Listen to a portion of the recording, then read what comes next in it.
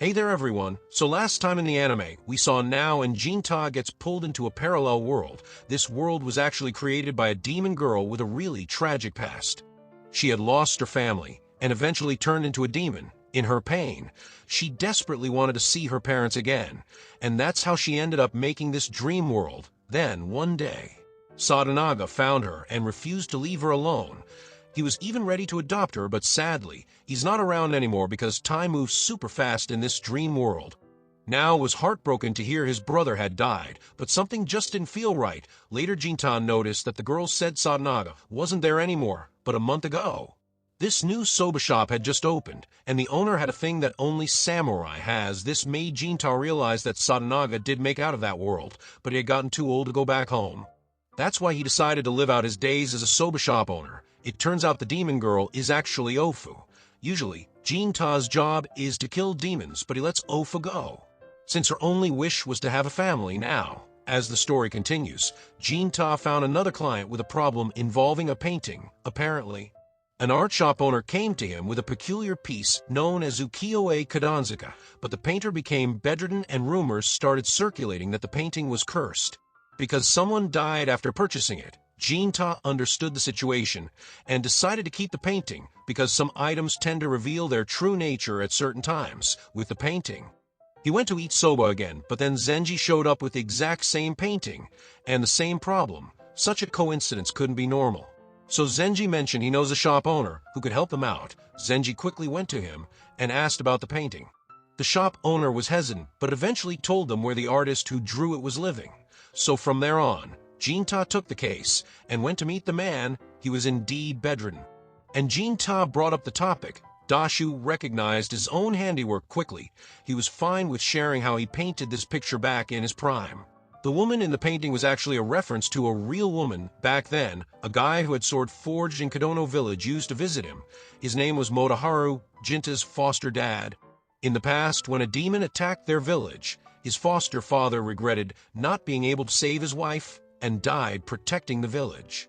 But he told Jinta to become a better man than him and take care of Shirayuki before he left. Besides that, Jinta didn't know much about his foster father.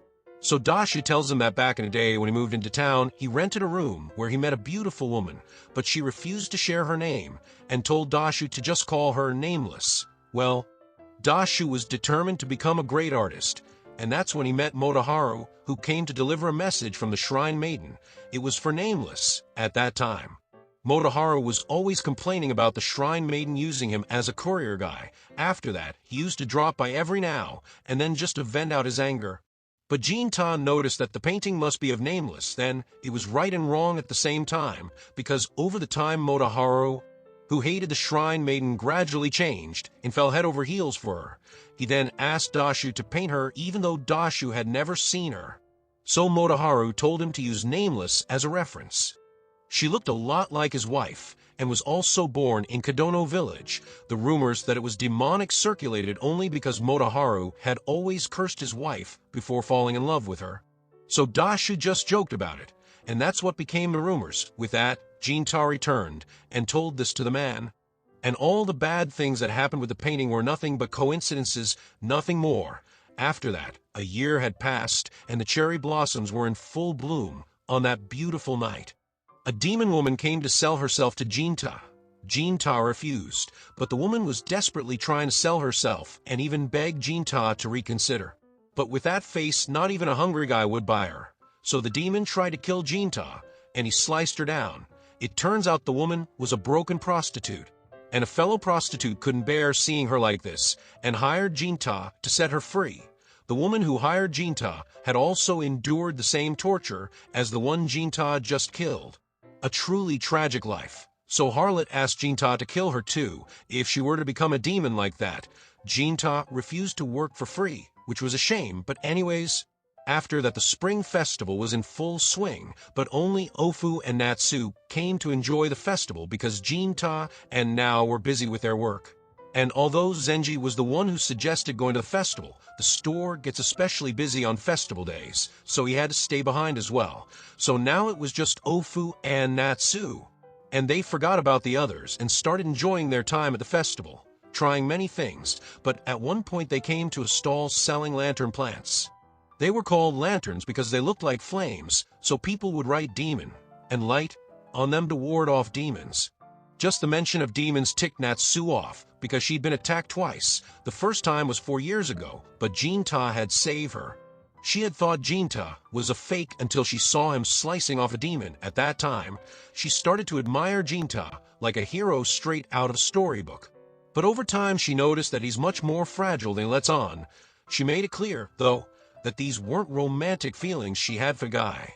There, a merchant caught their eye, and Ofu recognized him. He was a regular at her soba shop, and his name is Sumburo Akitsu. That name is of a famous metalsmith, so Natsu thought he was a fraud trying to dupe customers.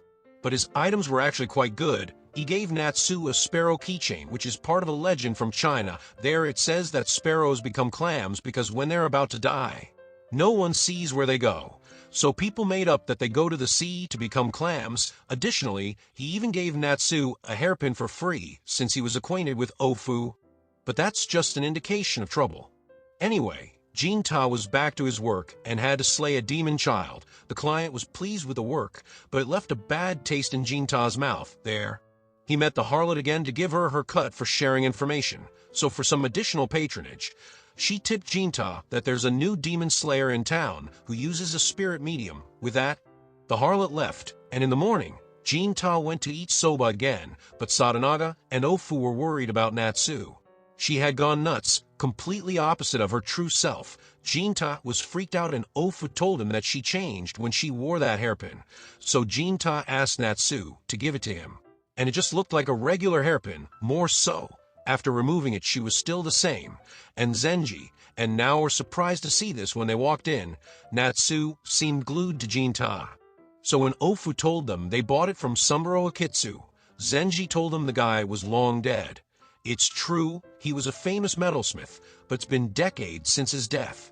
Now all that's left is to find the guy. But Natsu just doesn't want Jinta to leave her.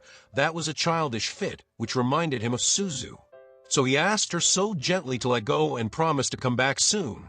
That was a new side of Jinta that no one knew about, so the others were left in a daze.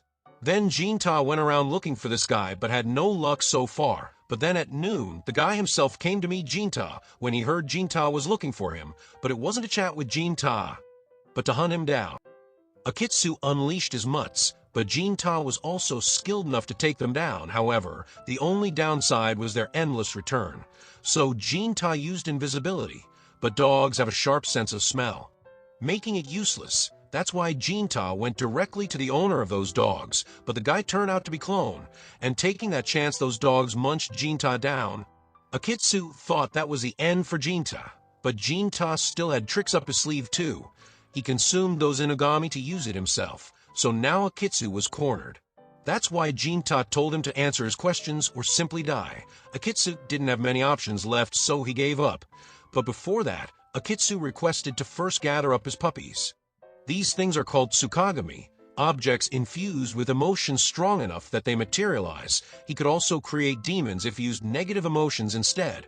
Akitsu is a third generation.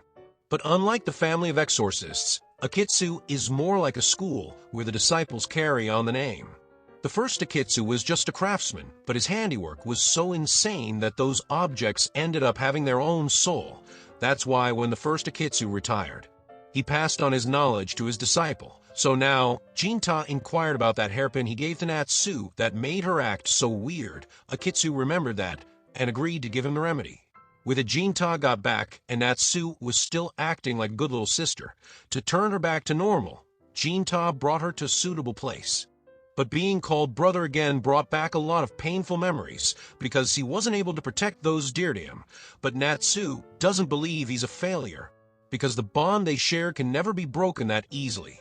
That's why he could also find a path that will take him back home, where his cherished people would live.